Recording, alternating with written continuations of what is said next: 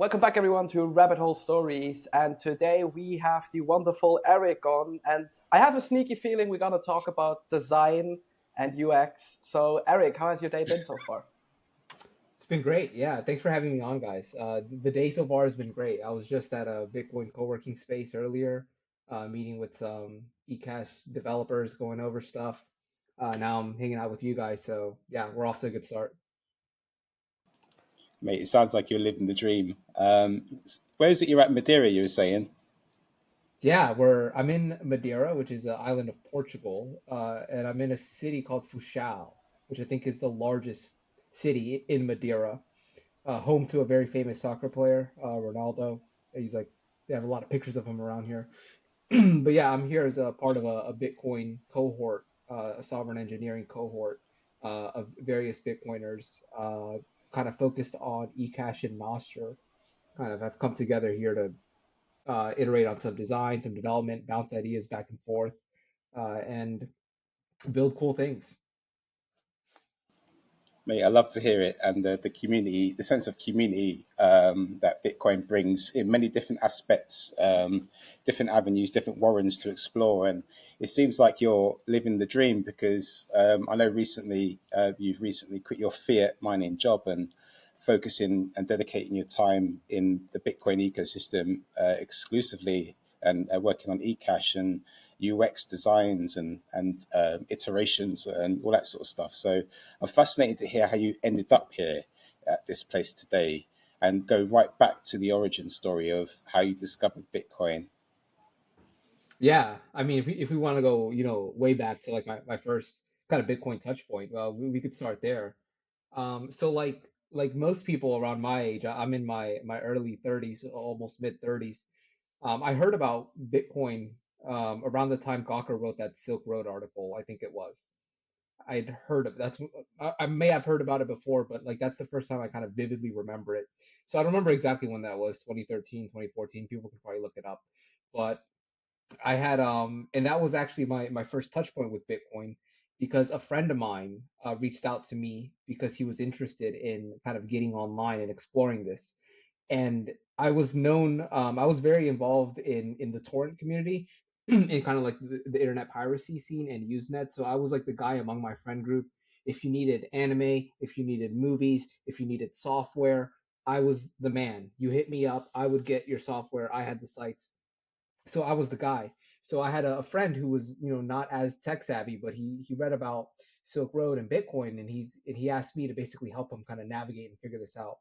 So I had never heard of it or used Bitcoin before. I remember going to his house, kind of just like spent some time reading about this, reading about Tor, finding like the hidden wiki onion site, and exploring around, and eventually like finding like the Silk Road and like learning how to use all this stuff. But before, so this was like my first kind of introduction to Bitcoin. It was through him because he wanted to order some 2CI, which is, if I recall correctly, it's like a chemical research. It's like a research chemical, like a white powder that you take, and then it simulates the effects that are similar to psilocybin. It was called 2CI. He really wanted to get his hands on this, and they had it on the Silk Road. So I remember we spent like all day, probably like 8 hours, just like reading about like how to navigate this stuff. And then we ended up going to Best Buy to buy a netbook. I don't know if you guys remember what netbooks are, but they were like $200 like little mini computers that can only do like one thing. I don't think they make them anymore, but we ended up buying a netbook. Then like the day after or the day later, we found ourselves on the site trying to get some Bitcoin. And I remember we found a seller, but what we had to do was mail a money order to this person and then include an address in the envelope, and then just hope that this person would deposit the Bitcoin. So we went to 7-Eleven, we filled out the money order, we mailed it, we waited a couple days. I think we were using Electrum back then. I don't recall because it was such a long time ago and it was on like his netbook. But I remember it being like a really bad gray interface. And yeah, so sure enough, the Bitcoin appeared there, and it was successful. He was able to kind of use it. He got the 2CI, and that was my first touch point with Bitcoin. At the time, I didn't really think much of it. I don't have any of that Bitcoin. I don't really remember how much it was. It was kind of his initiative. I was just helping out a friend of mine, kind of interested in tech, and that was my first touch point with Bitcoin. It didn't dawn on me really what I was touching. And when I look back at it, there's a kind of innocence to it because I didn't realize that I brushed up against something that was so special, like at such a special time and such a powerful thing. And I didn't appreciate that at all at the time. After that, I pretty much never really thought about Bitcoin for many, many years. It was just this thing I had a brief interaction with back then. It wasn't until I think 2016 or 2017, so many, many years later, that I actually took another look at Bitcoin and started to think about it more deeply and more critically. But that was my first origin story.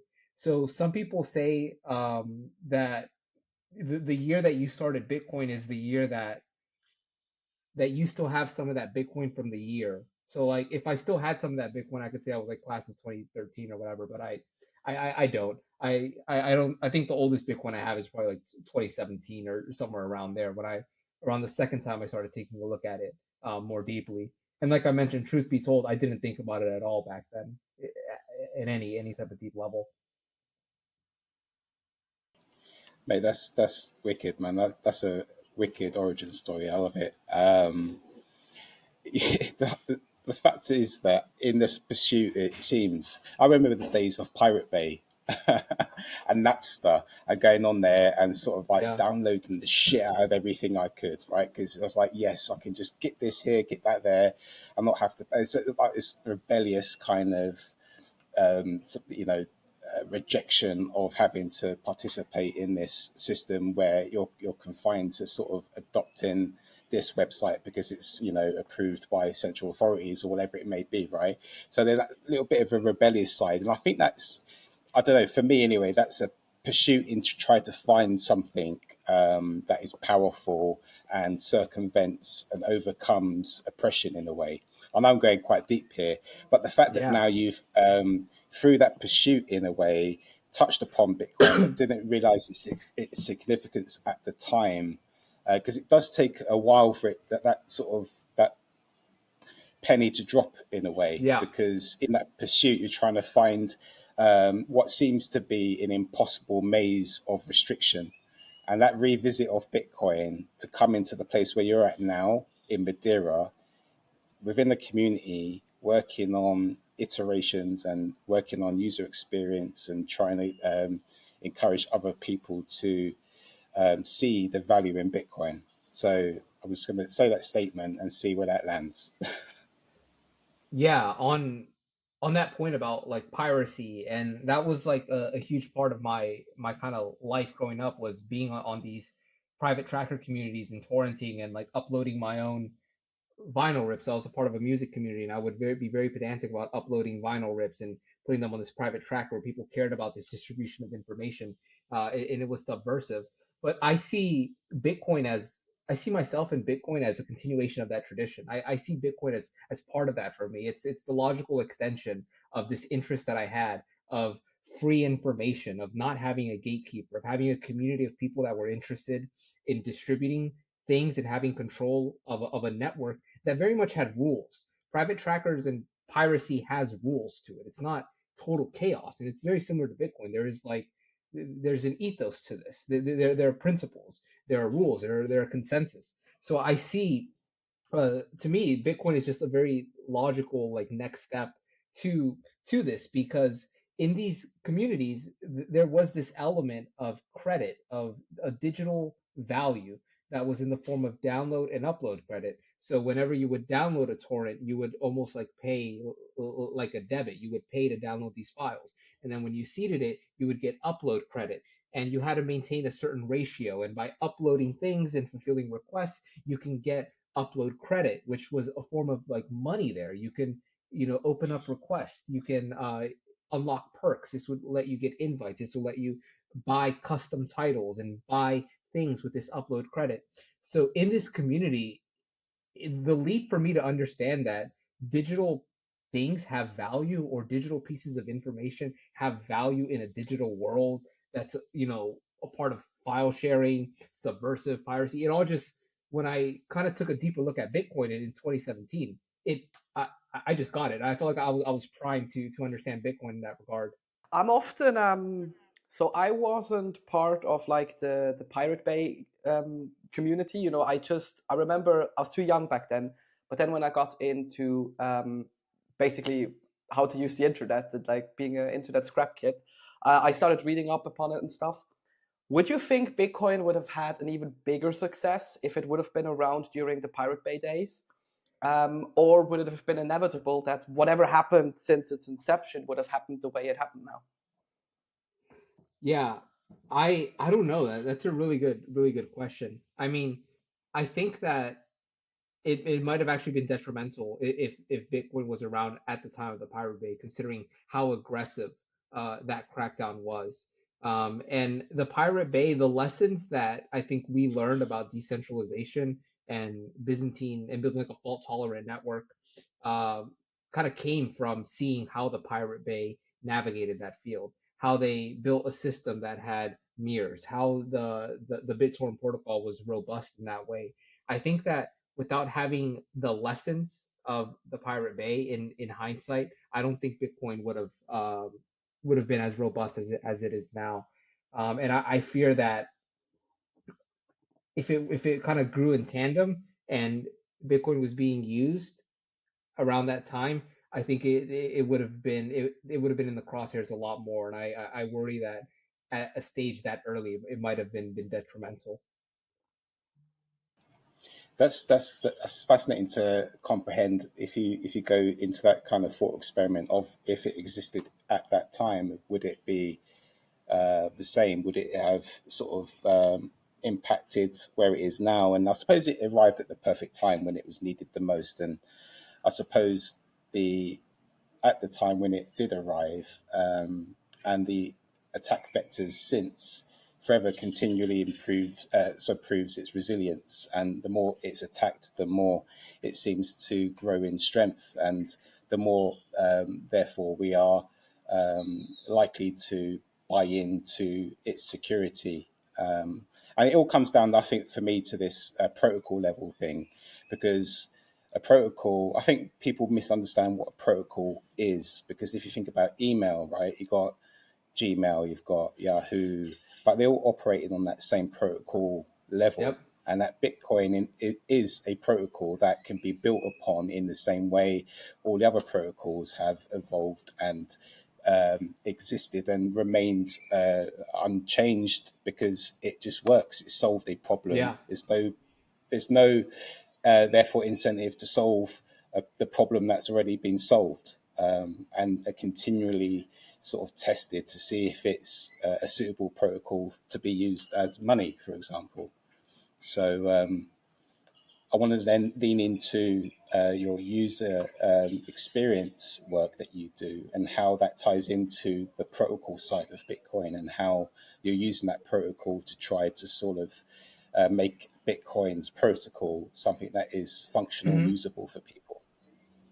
Yeah. I'm happy to get into kind of the UX work. I just want to add kind of maybe one quote that I heard a couple days ago about Yeah, absolutely. the Pirate Bay that has kind of stuck with me. It's by Gigi, and he said what the Pirate Bay learned was in the game of whack-a-mole, the moles win. And I think that that is like the lesson there is that like there is something to be said about the BitTorrent protocol and how easy it is to spin up mirrors. And yeah, the moles won in the end.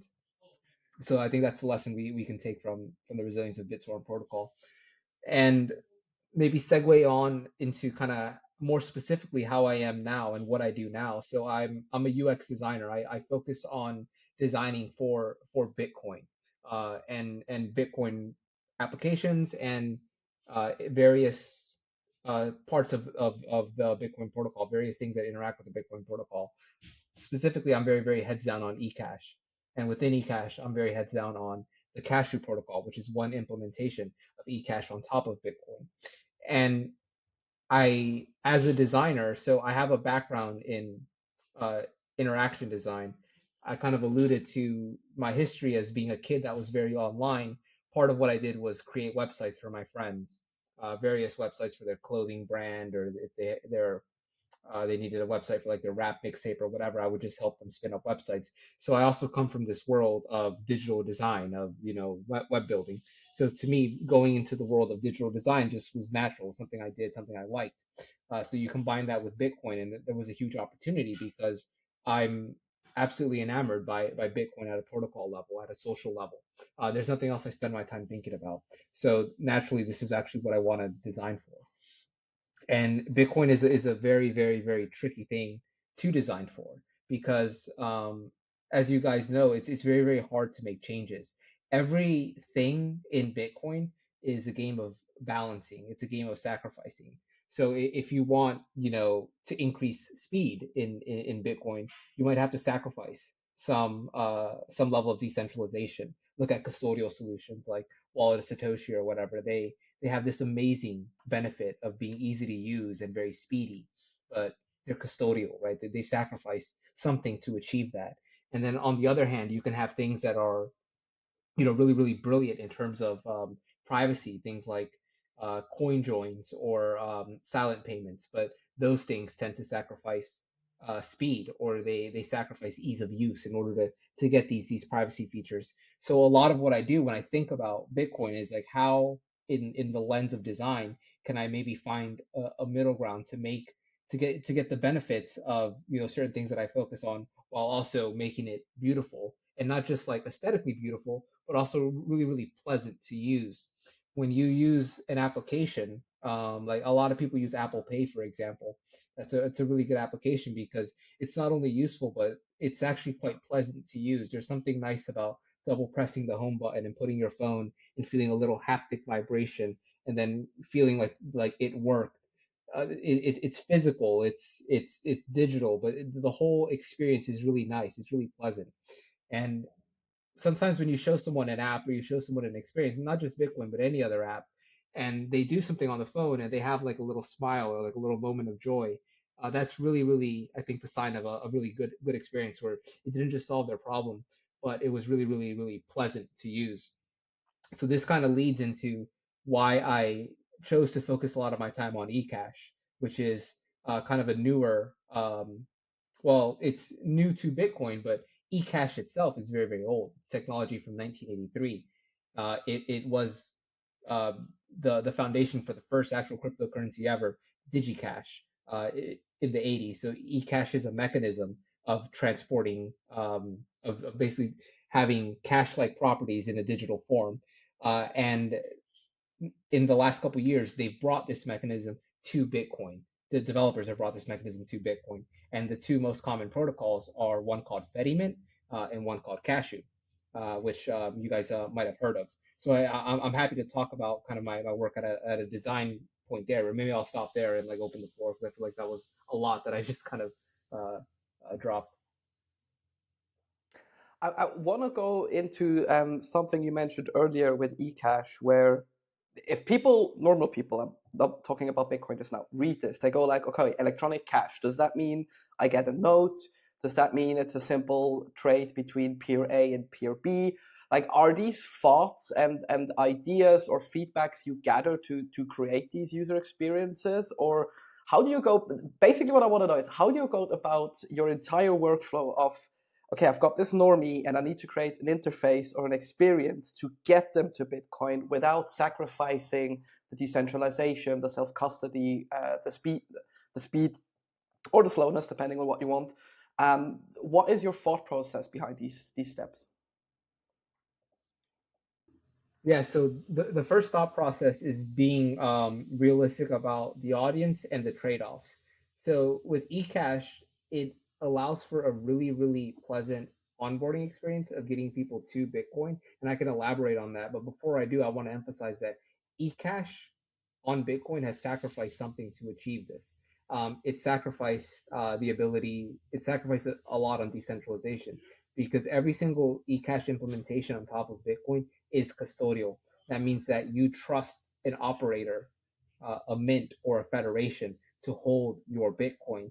In exchange, you get certain properties, certain experiences that eCash can do that Bitcoin and Lightning can't. But just to be very, very clear, it is a custodial solution. So you are sacrificing custody to achieve some of the benefits of eCash. Now, why do I think eCash is so interesting from a UX point of view, from a user interaction point of view? Because eCash treats it's electronic cash, and the key word is it tries to mimic the properties of physical cash in a digital form. So when you think about how you interact with physical cash, you're typically pushing it or giving it to someone. You take a coin out of your pocket and give it to the merchant. And when you do that, there is no linkage between the cash itself has no concept of accounts. If I go to a bank teller and I withdraw a bunch of $20 bills, and then I go all over town and I hand them out and I get change and I exchange them 10,000 times or whatever, and I go back to that same teller and I give them the notes, the teller has no concept over whose hands these bills exchange or how many times I've hopped them in. The only thing the teller knows is that these bills are valid and they are real and they can be, redeemed, deposited, or exchanged or whatever. But that is kind of our experience with physical cash. And eCash allows us to have an experience with Bitcoin that is close to that. Because when you think about how you interact with Bitcoin on either on chain or Lightning, it's a pull system. Meaning, if I want to get some money from Ian or from Joel, and I say, send me some Bitcoin, I have to show you something that gives you a direction of where to throw it in the form of an address, whether that's a Lightning invoice or a Bitcoin on chain address.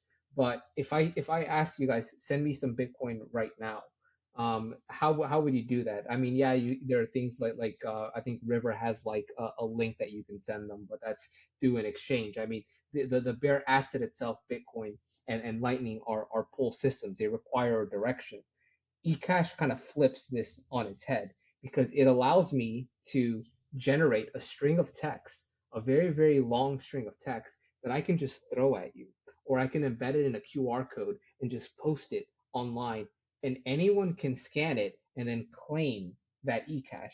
And what that eCash is, it's just a piece of data that you can take to the mint or the central operator at a later time and then exchange it for Lightning and then withdraw it. But that experience of being able to just generate money and throw it and pass it along to people, I think is a lot closer to how we experience physical cash.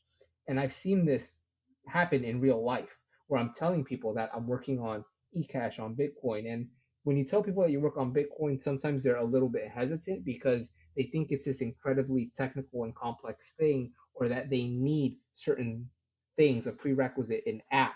They need something to be able to interact with it. But with eCash, I can literally just send them an SMS, a text message with a string of text, or I could text them a link that they can open up in their browser and it'll automatically redeem that eCash, and then they'll see Bitcoin denominated value on their screen. And that didn't require them to do anything. It was the closest experience they had of me just taking a dollar bill out of my pocket and giving it to them. So I think eCash unlocks eCash represents a massive potential for a user experience, for a much better user experience than traditional Bitcoin or Lightning. But with the caveat that I mentioned earlier, there are trade-offs to this. Everything in Bitcoin is a game of trade-offs, and eCash is a custodial solution. So that is the trade-off that eCash protocols on Bitcoin have made to be able to do these things. Yeah, that makes sense. So essentially, in a way, nothing is created out of thin air in order for it. All you have to do here is trust a sort of custodian, but nothing is generated out of thin air just to participate in that. There's like a token in a way that's produced as part of this participation. Would that be the basic way of saying this? Yeah, from a user point of view, you pay a Lightning invoice, and then Mm, you get eCash that you can just throw around. Now, an honest mint operator got it. or an honest would not be minting these out of thin air or fractionally reserving eCash. There is nothing stopping them from doing so. But it's also important that there is nothing stopping any traditional custodian from doing that right now. There's nothing stopping Wallet of Satoshi from doing the same thing. So I think it's important to look at eCash not in how does it compete with self-custodial on-chain Bitcoin or self-custodial Lightning, because that's not what it does. It's important to look at eCash in the context of how what are the trade-offs that it makes compared to other custodial solutions. Compare it to Wallet of Satoshi. Compare it to something like Albi. And I don't say that to disparage those projects. I think those are two really, really great projects, and I love the people in the team that work on them. But if you look at the trade-offs and the risks associated with eCash or traditional custodians, you'll see that there is a lot of benefits that an eCash system has that these custodial solutions don't have. Part of it is the ability to throw money. Another part is the ability to not have a user account. So with things like Wallet of Satoshi or Albi, you have to have some type of identifier because it's essentially an internal ledger that keeps track of who owns what, whether that's an email, an account number. There's some type of identifier associated with the user. With eCash, there's none of that. The mint operator has no idea, has no concept of an account or a user. All it knows is just like the teller at the bank, are these eCash notes, are these tokens valid? And if they are, they can be redeemed for Lightning. But you're placing that same trust that you would place on a mint operator that you would place on Wallet of Satoshi. Because at the end of the day, with your Wallet of Satoshi, you might want to withdraw that Bitcoin to your own self-custodial Lightning wallet, and you're trusting that Wallet of Satoshi will honor that redemption process. So when you think about eCash, think about it in the context is how do eCash solutions compete with other custodial Lightning solutions? And I think that's a very important framing. Yes, and for any of the listeners who go like, oh, he's shilling like the current topic, like, sailors shilling custodian services over self-custody and that stuff.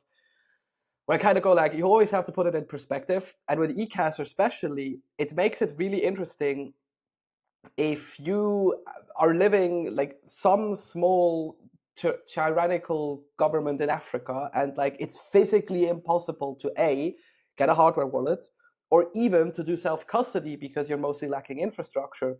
All you would need in your community is basically someone that could be the issuer where you can go in and mint, and you can then use eCash as a circular economy to still live your life fully independent of what's going on. And most likely you are in the ecosystem where you're not going to save in Bitcoin in this case, but rather you're actually using its properties,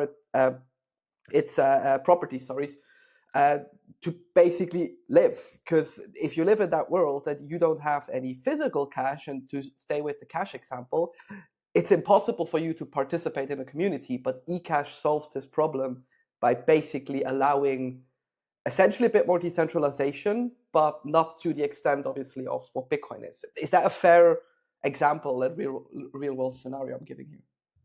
Yeah, I think that's a fair example. And I also want to state that the absolute gold standard for holding your Bitcoin is on-chain, self-custodial. You write out your seed words, you stamp it in metal, multi-sig, on-chain, non-custodial. I want to be very clear about that. I'm not saying that eCash is a substitute for that. That is the absolute way you should hold, your long-term Bitcoin because it has a lot more security, has a lot, we know the benefits of that.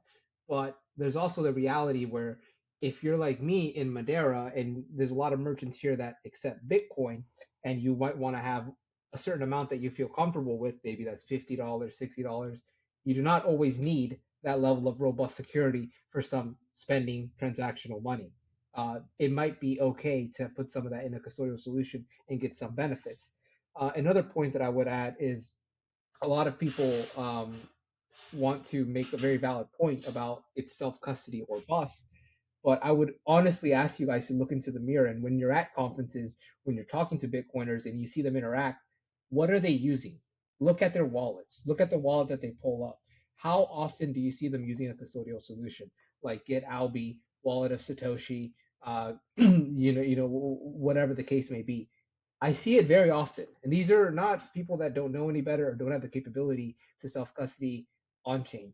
They're so I think there's sometimes a discrepancy between what some of the loudest voices online say and what people are actually using. Because I'm at these conferences, I'm in the weeds with some very, very technically savvy Bitcoiners, and I see them using Albi, I see them using Wallet of Satoshi. So I know for a fact these things are popular.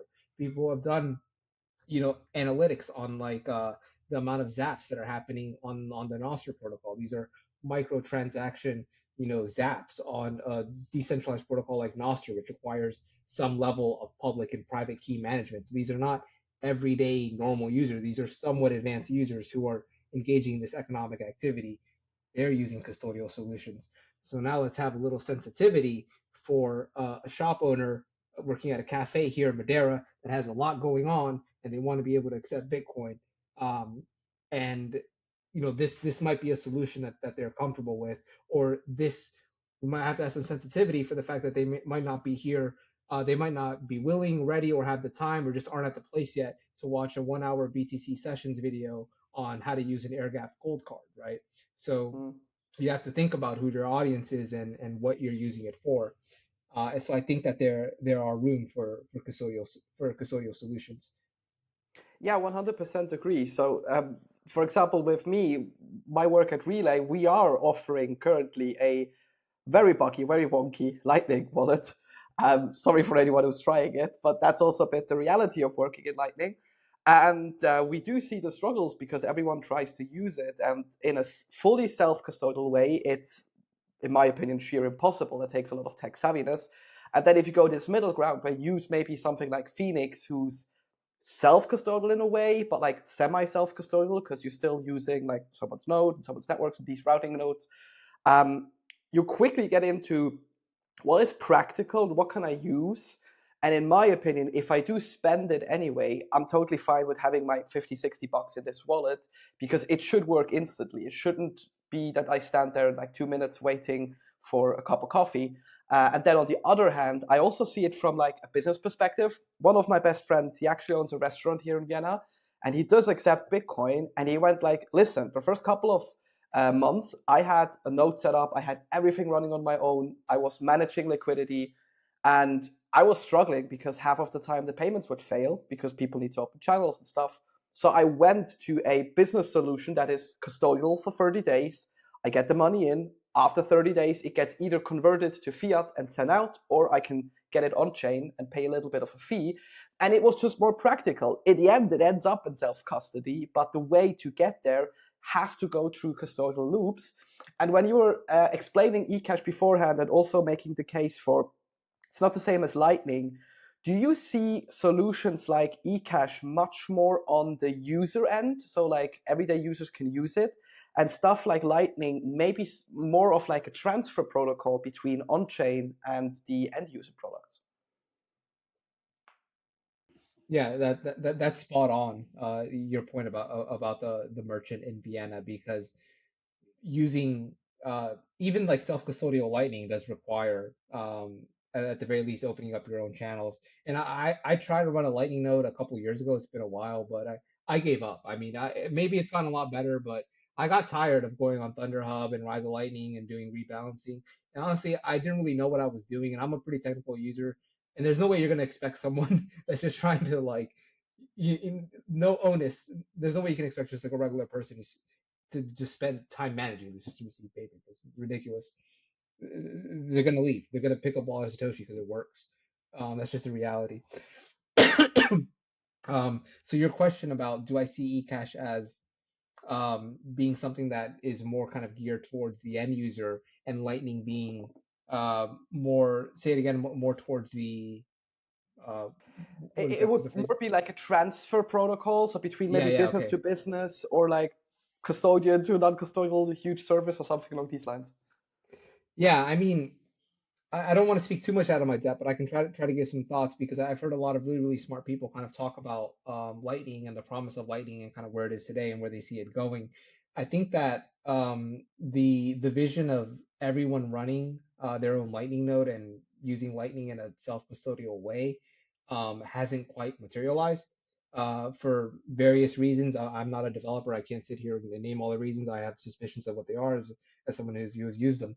But in reality, what we see more common is that Lightning almost being like the connective tissue between different applications on Bitcoin. It's this thing that it's almost like a language. I've heard it referred to as the lingua franca of Bitcoin. So if different implementations of um, if different applications or different implementations of mechanisms like eCash on top of Bitcoin can speak Lightning, can interoperate with the Lightning network, I think that's a very well suited role that Lightning can play, is being this connective tissue between different elements of Bitcoin. Like eCash is one of them. we're seeing Arc develop as a potential solution. And I don't want to speak too much about Arc because I'll be honest, I don't, I only have so much time to spend. I haven't read a lot about it, but what we're seeing is that Lightning serves as almost like a bridge between different ways to use Bitcoin in easier ways for the user. I think it's very, very well suited for that.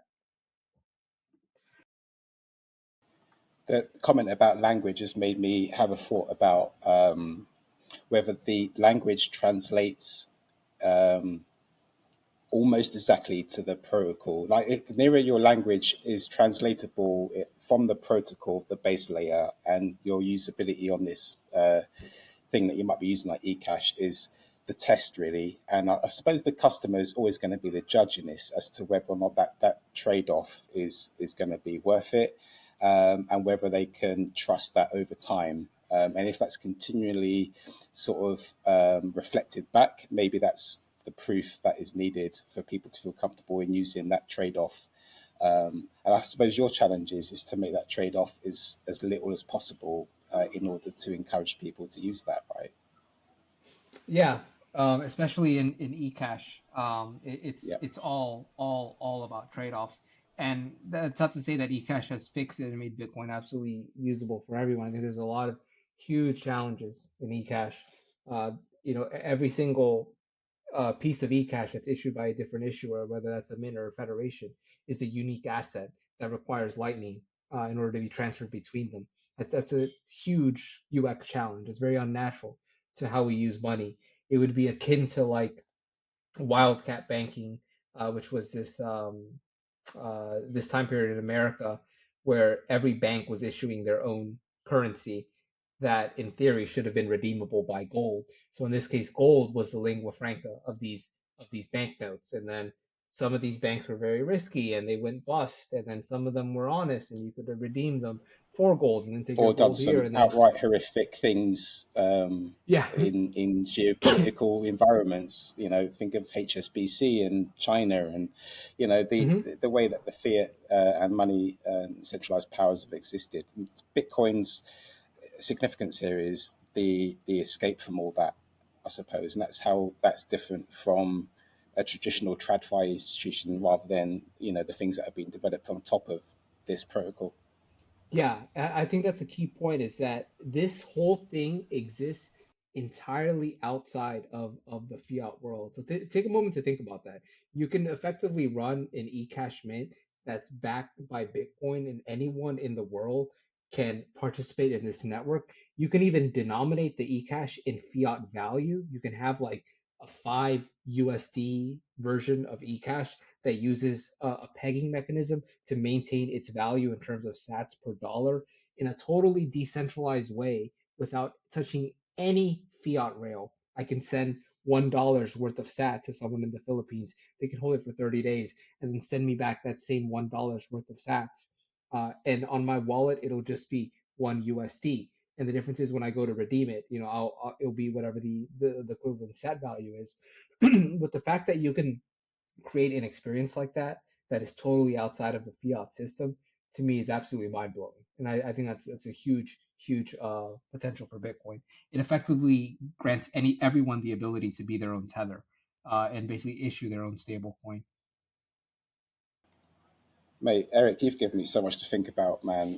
Now, on the back of this, on my way back to the UK after my holiday, I'm going to be on the plane thinking about our conversation. So, thank you for encouraging deeper insight into my own rabbit hole story and for sharing your finite time here with us. But before we close the show, we usually give our guests a challenge, and it's the All Roads Lead Back to Bitcoin challenge. So, we're going to offer you a word or phrase, and you've got to try to link it back to Bitcoin somehow. And the word that Joe and I have come up with is, with bearing in mind your UX design professionalism, is friction. How does friction lead back to Bitcoin? Oh, that's a good one. Um, so how does friction lead back to Bitcoin? Um, so friction is I guess maybe heat is a byproduct of friction, which is a form of energy. And heat is very measurable. It exists in the real world. And Bitcoin requires electricity in order for the network to work, to interact with Bitcoin, to send Bitcoin, to mine Bitcoin. You have to prove that you've burned a certain amount of electricity in generating that friction. I hope electricity generates friction, but at the very least, it generates heat, which is a byproduct, just like when you're generating friction, you generate heat. And part of the role of a designer, ironically, is actually to reduce friction. So when we think about how we interact with Bitcoin, our job is to reduce some of that heat, reduce some of that friction that can make it harder for you to hold and touch your Bitcoin. And instead, when it's delivered to you, it's nice and cold, like holding ice cream on a summer day.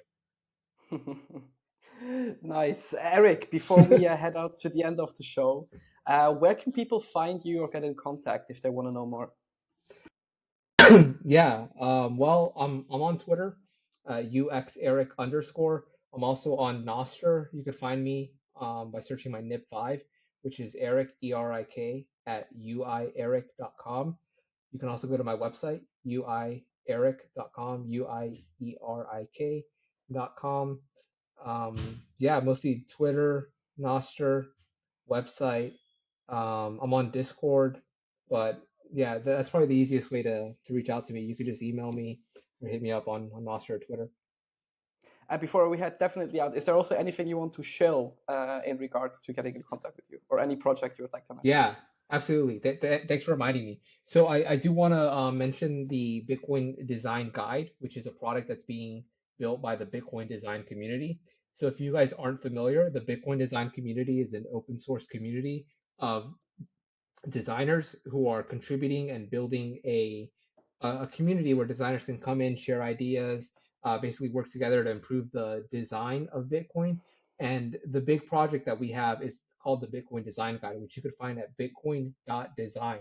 If you go here, there's a guide that you can reference if you're a developer or if you're a designer that has a lot of the design patterns, design languages, design conventions for almost a lot of different things that you could think about that Bitcoin requires, whether that's managing Lightning liquidity, managing the sending and receiving of Bitcoin, how to display seed phrases to users, how to handle automated backups of seed phrases. And I'm particularly right now, I'm working on the eCash section of the Bitcoin Design Guide. So I'm Hmm. working on a section that is focused on eCash, the best design practices for eCash, an overview of the different two protocols of Bitcoin backed eCash, and just kind of a lot of what I covered in this podcast is also on the Bitcoin Design Guide and hopefully Hmm. more accessible terms at a time to read it. So if you have time, please go to bitcoin.design and yeah, check that out and give us feedback and join the community there as well. That's awesome. I also want to give a shout out to your Goodreads book list as well, which you can Oh, find on sick. Yeah. Eric's website. There's some super interesting books there, so I definitely would go there if you're interested in Bitcoin liberation, freedom, and all that kind of stuff. So, Yeah, Eric, for sure. thank you so much, bro, for sharing your finite time with us here at Rabbit Hole Stories, and also to our listeners as well. We very much appreciate the time you put into listening to us. We hope you found some value in it. And as always, guys, stay curious.